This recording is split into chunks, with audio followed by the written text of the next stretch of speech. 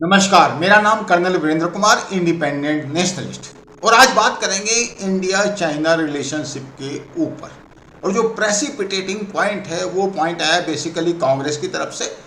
मनीष तिवारी ने एक इंटरव्यू में बोला उन्होंने कि इंडिया चाइना की जो रिलेशनशिप है उसके ऊपर कॉम्प्रहेंसिव डिस्कशन होना चाहिए, और मैं इस बात से टोटली एग्री करता हूँ। एंथोनी ब्लिंकन भी चाइना गए हैं, जबकि मोदी जी यूएस से जाने वाले हैं। तो आप समझ सकते हैं कि कुछ न कुछ कोरिलेशन डेफिनेटली है इंडिया चाइना यूएस से। लेकिन वीडियो की शुरुआत में मैं आपसे दो क्वेश्चन करना चाहूँगा। पहली जो बात है वो ये कि क्या भारतीय जनता पार्टी या कांग्रेस का वो ही स्टेटस है इंडिया में जो चाइना में कम्युनिस्ट पार्टी ऑफ चाइना का है? ये तो मेरा पहला क्वेश्चन है। और दूसरा क्वेश्चन ये है कि क्या आप अपने पड़ोसी से लड़ोगे जबकि आपको पता है कि आपका पड़ोसी आपसे मिलिट्रीली, इकोनॉमिकली दोनों तरीके से स्ट्रांग है एज ऑन टुडे? कल को क्या होगा नोबडी नोज। तो ये दो क्वेश्चन मैं आपके सामने पुटअप करता हूं। अब पहले क्वेश्चन पे आते हैं कि क्या बीजेपी या कांग्रेस का विस communist party of China same status है? बिल्कुल भी नहीं। बीजेपी आज पावर में है, हो सकता है 5 साल बाद 10 साल बाद वो पावर में ना हो। किसी जमाने में कांग्रेस भी पावर में थी और अभी बाहर है, लेकिन कम्युनिस्ट पार्टी ऑफ चाइना हमेशा पावर में रहेगी। लेट इस B very very clear about it. हमारे यहाँ डेमोक्रेसी है, चाइना में डेमोक्रेसी जैसी कोई चीज़ नहीं है। एक ही पार्टी का वहाँ पे रूल है और वो है कम्युनिस्ट पार्टी ऑफ चाइना। और कम्युनिस्ट पार्टी ऑफ चाइना के अंडर में सब कुछ आता है, उनकी गवर्नमेंट भी आती है, उनकी फौज भी आती है। और आपकी जानकारी के लिए बता दूं, जो फौज के ऊपर कंट्रोल है वो कम्युनिस्ट पार्टी ऑफ चाइना का है, चाइनीज गवर्नमेंट का नहीं है। बटालियन लेवल तक पे पॉलिटिकल रिप्रेजेंटेटिव होते हैं जिसकी इतनी पावर होती है जितनी कमांडिंग ऑफिसर की होती है। आपने सुना कभी कि इंडियन आर्मी में कभी कोई पॉलिटिकल रिप्रेजेंटेटिव या एडवाइजर बटालियन लेवल पे या आर्मी के लेवल पे है? नहीं, आप कभी नहीं सुनेंगे। तो मेरा जो क्वेश्चन है आज इस बात से है कि कांग्रेस पार्टी ने 2008 में कम्युनिस्ट पार्टी ऑफ चाइना के साथ एक एग्रीमेंट किया, और ये एग्रीमेंट राहुल गांधी जी ने as general secretary of Congress sign किया। उनके भी जनरल सेक्रेटरी होंगे या कोई और होंगे, लेकिन जब वो एग्रीमेंट साइन हुआ तो उसमें जिनपिंग, उस टाइम पे वो वाइस प्रेसिडेंट थे, वहाँ प्रेसिडेंट नहीं थे, वो भी खड़े थे और सोनिया गांधी जी भी खड़ी थी। तो ये एग्रीमेंट हुआ कांग्रेस के और कम्युनिस्ट पार्टी ऑफ चाइना के बीच में। और मेरा जो लॉजिक है, जो मैंने स्टार्ट किया था वीडियो में, क्या Congress communist party of China के साथ कोई एग्रीमेंट कर सकती थी? और ऐसा एग्रीमेंट जो तब भी लागू होगा जब कांग्रेस पार्टी पावर में हो ना हो। उस जमाने में कांग्रेस थी, क्या बीजेपी अब किसी दूसरी पार्टी के साथ ऐसा कोई एग्रीमेंट कर सकती है? आप कह सकते हैं कि हाँ, पार्टीज के बीच में एग्रीमेंट होते हैं, इंटरनेशनल लेवल पर भी होते हैं, ग्लोबल लेवल पर भी होते हैं, लेकिन वो सब डेमोक्रेटिक गवर्नमेंट्स का सिनेरियो है। यहाँ पे जो सिनेरियो है वो ये कि कम्युनिस्ट पार्टी ऑफ चाइना एक अकेली पार्टी है, वो रूलिंग गवर्नमेंट समझो, आप उसको गवर्नमेंट से ऊपर समझो, और कांग्रेस ने उसके साथ एग्रीमेंट किया। ये जो डिस्कशन का पॉइंट है ये प्रेसिपिटेट हुआ इस बात से कि कांग्रेस वाले आजकल बड़े स्ट्रांगली कहते हैं कि मोदी जी डरपोक हैं, मोदी जी चाइना से डरते हैं। साइमल्टेनियसली जब कोई उनसे क्वेश्चन पूछता है कि आपका क्या एग्रीमेंट हुआ कम्युनिस्ट पार्टी ऑफ चाइना के साथ 2008 में, तो वो उसको डिस्क्लोज करने को तैयार नहीं है। तो ऐसे ही ट्विटर पे मैंने किसी को लिखा कि भैया आप जरा अपना एग्रीमेंट तो बताओ, तो उसने मेरे को 2008 का इंडिया टुडे का आर्टिकल कोट कर दिया जिसमें उस एग्रीमेंट के बारे में लिखा। तो मैंने कहा वो तो आर्टिकल मैंने भी पढ़ा है 2008 में, मुझे आप एमओयू दिखा दीजिए। वो एमओयू आपको कहीं नजर नहीं आएगा। तो आज मैं पहले तो आपके साथ ये शेयर करता हूं कि इंडिया टुडे ने उस टाइम पे क्या बोला था उस एग्रीमेंट के बारे में। तो ये एग्रीमेंट है Congress Chinese communist party sign MOU, और ये कब साइन हुआ है? मतलब ये जो आर्टिकल है ये अगस्त 7 2008 का है और उसी वीक में ये साइन हुआ था। It's okay. ओके, नाउ क्यों साइन हुआ, किस बात के लिए हुआ, पहले तो वो देख लेते हैं। To consult each other on important bilateral regional and international developments. अब जब कांग्रेस पार्टी सत्ता से बाहर है तो आप मुझे बताएं कि दूसरे कंट्री के साथ जो डिस्कशन होगा बाइलेटरल इश्यूज पे, वो गवर्नमेंट करेगी कि कांग्रेस करेगी। Late us be very clear about it. और ये जो पॉइंट है ये सुप्रीम कोर्ट में भी आया और सुप्रीम कोर्ट में चीफ जस्टिस ऑफ इंडिया ने मतलब ही वॉज क्वाइट सरप्राइज्ड कि आफ्टर ऑल ये है क्या, why this agreement. Of course Mahesh Jethmalani ने शायद कोई उसमें प्ली डाली थी, पिटिशन डाली थी, तो सुप्रीम कोर्ट ने उनको कहा कि आप हाई कोर्ट में जाइए। But he was quite surprise, chief justice of India was quite surprise कि कोई पॉलिटिकल पार्टी इस तरह का एग्रीमेंट दूसरी ऐसी पार्टी के साथ जो वर्चुअली लिटरली रियलिस्टिकली गवर्नमेंट हो उसके साथ वो एग्रीमेंट कैसे कर सकती है बायलेटरल इश्यूज पे और लॉन्ग लास्टिंग। और उसके बाद आप शेमलेसली गवर्नमेंट ऑफ इंडिया या बीजेपी से पूछें, बीजेपी ठीक है उनकी स्टैंड है, बट गवर्नमेंट ऑफ इंडिया से आप पूछें कि आप क्यों डर रहे हैं चाइना से, तो आपको नहीं लगता ये कितनी ऑड सी सिचुएशन है। अब आप देखिए, mechanism that would help regular high level exchanges between them. आप समझ सकते हैं कि high level exchanges between them, और ऐसा नहीं कि वो जो एग्रीमेंट है 2 साल का था 4 साल था, ऐसा कोई चक्कर नहीं है, ये लाइफ लॉन्ग मतलब चलता रहेगा, परपेचुअल है वो। और कब हुआ है, जब party chief Sonia Gandhi arrived in Beijing with her family for the Olympics inaugural ceremony. आप समझ सकते हैं कौन कौन वहां पे गए थे, वो तो खैर आगे भी हम डिस्कस करेंगे। अच्छा, Chinese vice president and standing committee member of the CPC politburo Jinping, जो अभी प्रेसिडेंट हैं, उनका सिग्नेचर है उस एमओयू पे। और कांग्रेस की तरफ से general secretary Rahul Gandhi in the presence of his mother and party president Sonia Gandhi, sources told IANS। ये पार्टी टू पार्टी बेसिस पे, ठीक है। 2008 में कांग्रेस पावर में थी, गवर्नमेंट थी, अब वो पावर में नहीं है, party to party basis. But again question यही आता है कि बाइलेटरल इश्यूज को डिस्कस करने के लिए क्या एक पॉलिटिकल पार्टी सक्षम है दूसरी गवर्नमेंट से डिस्कस करने के लिए। यानी कल की डेट में केजरीवाल बोलेंगे कि पाकिस्तान के साथ हम डिस्कस करेंगे, किसी के साथ भी आप कोई और होगा, अखिलेश यादव जी बोलेंगे कि मैं तो यूएसए जाऊंगा, मैं प्रेसिडेंट ऑफ यूएसए से डिस्कस करूंगा कि इंडिया और यूएसए के जो रिलेशंस हैं वो कैसे इंप्रूव किए जा सकते हैं। तो आफ्टर ऑल ये है क्या, is this a banana republic और a real republic, that question comes.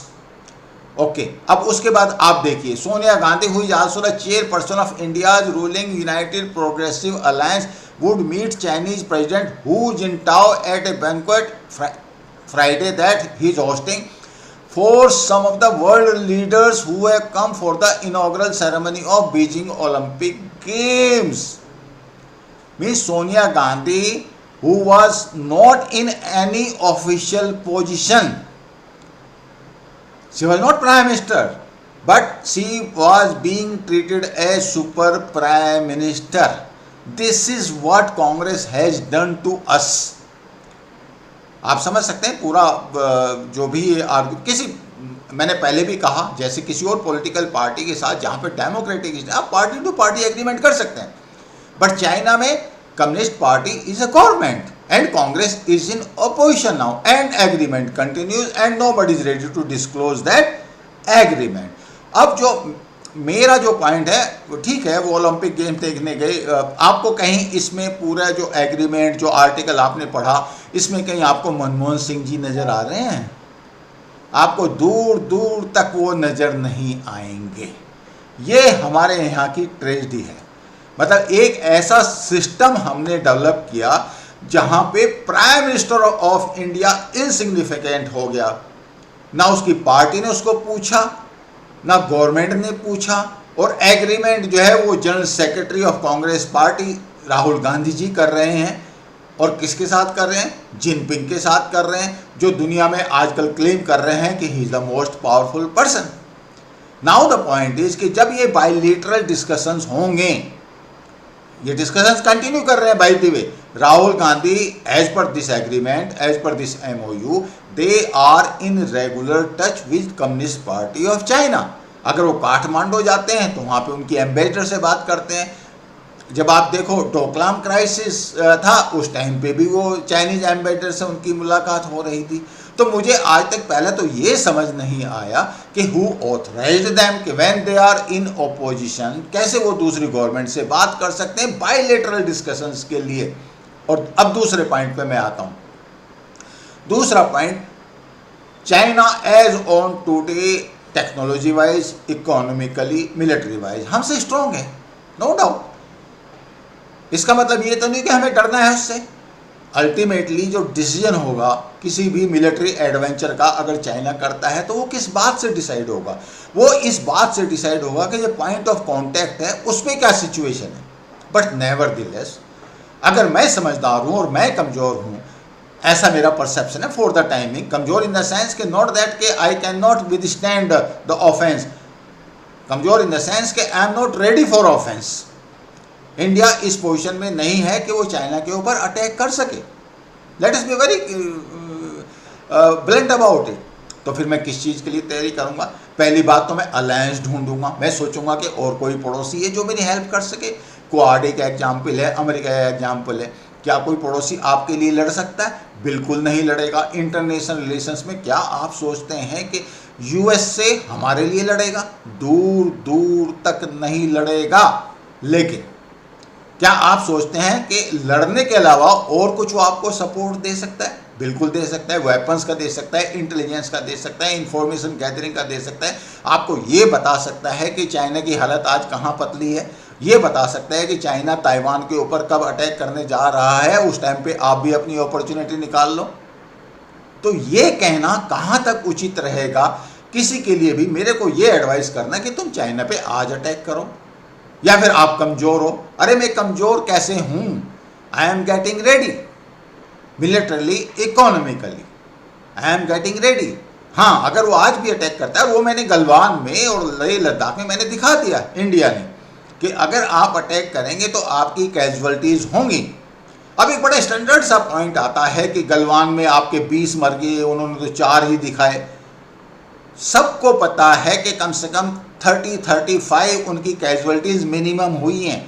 और ऑफ कोर्स किसी ऑस्ट्रेलियन सोर्स ने तो बड़ा ऑथेंटिक इन्फॉर्मेशन भी दिया है कि चाइना की इतनी कैजुअलिटीज़ हुई हैं, क्योंकि जिसकी ज़्यादा कैजुअलिटीज़ होंगी वो नहीं दिखाएगा। It is as simple as that. हमारी बेस हुई, हमने दिखाई, अगले दिन ही बता दिया हमने कि वी लॉस्ट 20 सोल्जर्स। उन्होंने आज तक डिस्क्लोज नहीं किया। उन्होंने 4 या 5 का कहा कितने दिनों बाद किया। तो late us be very Frank about it. ये जो कांग्रेस पार्टी का इस तरह का इरादा रहता है कि चाइना से डिस्कशन, जब आपके घर की पॉलिटिकल पार्टी आपके एडवर्सरी से डिस्कशन करेगी तो आप अपने देश को कमज़ोर बनाओगे कि स्ट्रॉन्ग बनाओगे? ये मेरा दूसरा क्वेश्चन है। कांग्रेस का चाइनीज लीडर से रेगुलर बायलैटरल इश्यूज के ऊपर डिस्कशन करना क्या इंडिया के फेवर में है? क्या ये इंडिया को कमजोर बनाता है? And the answer is yes. क्योंकि जो कांग्रेस पार्टी की स्टैंड रहती है, अगर आप चाइना से संबंधित है वो चाइना की स्टैंड रहती है, अगर पाकिस्तान से रिलेटेड है तो पाकिस्तान की जो स्टैंड है वो कांग्रेस पार्टी की स्टैंड रहती है। तो हम कांग्रेस को कैसे ट्रीट करें? करना क्या चाहिए कांग्रेस को? तो फिर कांग्रेस का पूरा नाम क्या है? कांग्रेस का नाम है INC, इंडियन नेशनल कांग्रेस। तो इसका मतलब क्या हुआ? It is suppose to be nationalist. अगर ये नेशनलिस्ट है तो पाकिस्तान, चाइना या और कोई भी जो एडवर्सरी है उस पर जो उसकी स्टैंड है वो स्टैंड वो होनी चाहिए जो सेंट्रल गवर्नमेंट की है, इर्रेस्पेक्टिव ऑफ द पार्टी। और इनकी क्या स्टैंड है? इनकी स्टैंड है जो चाइना और पाकिस्तान की स्टैंड है वो कांग्रेस की स्टैंड है। ये क्या लॉजिक हुआ भाई? आप अपने आप को INC बोलते हो, नेशनल कांग्रेस बोलते हो, और स्टैंड आपकी वो है जो इंडिया के एडवर्सरी की है। तो इस बात का क्या लॉजिक बना? और दूसरी बात, कांग्रेस वालों को ये समझ में आता है क्या कि जितनी बार भी वो इंटरनल डिस्टरबेंस करते हैं या मोदी को ब्लेम करते हैं, उतनी ही बार वो हमारे एडवर्सरीज को स्ट्रॉन्ग बनाते हैं। कांग्रेस जो यहाँ पे कोट करती है वो पाकिस्तानी न्यूज़पेपर में या ग्लोबल टाइम्स में सब जगह कोट होता है। इनको ये नहीं पता। और जब कॉम्प्रहेंसिव डिस्कशन की मनीष तिवारी बात करते हैं तो उस हालत में आपको जो MOU आपने उनके साथ साइन किया है, why don't you put it on the first page of Indian Express and Times of India? Why don't you do that? What is something to hide there? अगर आप बायलैटरल डिस्कशन करने भी जाते हैं चाइना के साथ एज पर द एग्रीमेंट, जो कि आपको नहीं करना चाहिए, चलो आपका एग्रीमेंट हो गया, MOU हो गया, आपका वापस आ गया, बताइए गवर्नमेंट ऑफ इंडिया कि हमारा ये डिस्कशन हुआ है। ऑब्वियसली वो ये बोलेंगे भैया कि आप जरा एक तरफ ही रहें तो बेहतर रहेगा, क्योंकि आप जो इंडिया का गेम है उसको स्पॉइल कर रहे हैं। और ऐसे ही आप देखिए कांग्रेस की जो जनरल सेक्रेटरी सुप्रिया जी हैं, सिंह नेता, कहते हैं कि मोदी बड़ा डरपोक है, चाइना से डरता है। अरे MOU आप साइन किए हुए बैठे हो, ब्लेम आप मोदी को कर रहे हो। मोदी क्या कर रहा है? मोदी वो कर रहा है जो उसको करना चाहिए। He is getting India economically and militarily strong. As simple as that. आप देखिए कितने इंफ्रास्ट्रक्चर डेवलप हो रही है, कितने एक्विजिशंस हो रहे हैं। ये जो चाइना गलवान से पीछे हटा है, वो क्यों हटा है? वो इसलिए नहीं हटा, चाइना को पता था कि उसके 2 कदम और वो आगे बढ़ता तो उसकी थ्रेसिंग होने वाली थी इंडिया के अंदर। USA and the western block, they were waiting कि किसी तरह चाइना को वहां फंसाया जाए। Of course India was also wise. India को पता था कि कोई भी हमारे बिहाफ पे नहीं लड़ने वाला, लड़ना हमने खुद है। Late us be very very clear about it. मगर जैसे रसिया को यूक्रेन में फंसा दिया USA ने, इसी तरह चाइना को या तो ताइवान में फंसाएगा वो, या फिर इंडिया में फंसाएगा। और चाइना अगर बेवकूफ नहीं होगा तो वो इंडिया से पंगा नहीं लेगा। Let us be very very clear about it. और India, Modi is wise enough. India उस दिन का इंतजार कर रहा है जिस दिन चाइना ताइवान में फंसे। I think this blunt assessment of mind gives you some sense of what is happening. अगर आप अपनी छत पे खड़े होके ये बोले कि मोदी डरपोक है, उससे कुछ हासिल नहीं होने वाला। मोदी इतना बेवकूफ नहीं है कि वो नेहरू की तरह चीन से बगैर तैयारी के पंगा ले ले। अगर आप कहेंगे कि मैं नेहरू को क्रिटिसाइज कर रहा हूं तो बिल्कुल कर रहा हूं, आपको कोई डाउट नहीं होना चाहिए। 1962 में जितनी भी दुर्गति इंडियन आर्मी की हुई है उसके लिए नेहरू जी प्राइमरली रेस्पॉन्सिबल हैं, have no doubt about that. उसने आर्मी को तैयार नहीं किया और पंगा ले लिया। मोदी जी ऐसा नहीं करने वाले। और दूसरी बात एक और बताता हूं मैं आपको, जब इंडिया तैयार है और भी तैयार होगा, उस हालत में चाइना भी दूर दूर तक आपके नजदीक नहीं आएगा। I hope I make my point very clear. It's very blunt, it's honest honest, and I am sure Congress party को कम से कम कुछ तो अकल आएगी मेरा ये नैरेटिव सुनने के बाद। Thank you so much. I will see you in next video. Thank you, and कृपा करके please like, share and subscribe.